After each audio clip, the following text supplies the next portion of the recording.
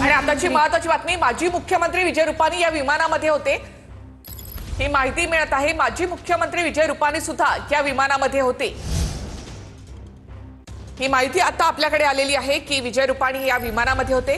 अहमदाबाद ते लंडन असं हे विमान जात होतं आणि मेघानीमध्ये हे प्रवासी विमान कोसळलेलं आहे। तर त्यात माजी मुख्यमंत्री विजय रुपानी हे सुद्धा प्रवास करत होते अशी माहिती मिळते। ज्या ठिकाणी हे प्लेन क्रॅश झालेलं आहे त्या ठिकाणी तातडीनं बचाव कार्य सुरू करण्यात आलेले आहे। हे अपघातग्रस्त विमान लंडनला जाणार होता। अवघ्या 10व्या मिनिटाला ते क्रॅश झालंय आणि याच विमानात माजी मुख्यमंत्री विजय रुपानी सुद्धा प्रवास करत होते। तर माजी मुख्यमंत्री विजय रुपानी अपघातग्रस्त या विमानामध्ये होते। एअर इंडियाचं हे विमान अहमदाबाद ते लंडन असं जात होतं। माजी मुख्यमंत्री विजय रुपानी सुद्धा या अपघातग्रस्त विमानामध्ये होते। तर ज्या ठिकाणी हे विमान क्रॅश झालंय तिथे तातडीनं बचाव कार्य सुरू करण्यात आलेलं आहे। तिथली काही दृश्य आता आपण पाहतोय। जखमी झालेल्यांना आणि होरपळलेल्यांना तातडीनं उपचारासाठी रुग्णालयात आणलं जातंय। मोठी धावपळ तिथे जवळच असलेल्या सरकारी रुग्णालयात सध्या आहे। तातडीनं या सर्वांवर उपचाराचे प्रयत्न सरकारी रुग्णालयात होताना दिसतायत। माजी मुख्यमंत्री विजय रुपानी या अपघातग्रस्त विमानातून प्रवास करत होते। ते 1:17 या विमानानं टेक ऑफ केलं, मात्र त्यानंतर काही क्षणातच हे विमान कोसळलेलं आहे। एअर इंडियाची फ्लाइट AI 171 ही फ्लाइट हे कोसळलेलं आहे। या विजय रुपानी या फ्लाइटमध्ये होते अशी माहिती मिळते। एअर इंडिया 171 असं दुर्घटना झालेली आहे या विमानाचं नाव आहे।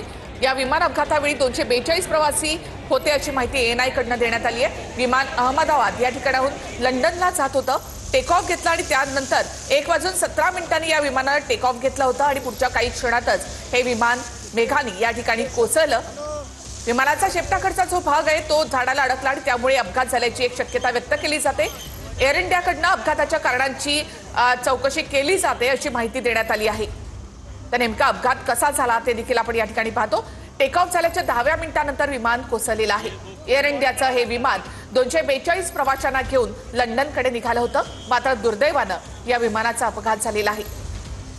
आणि या विमानामध्ये माजी मुख्यमंत्री विजय रुपानी हे देखील होते अशी माहिती मिळते।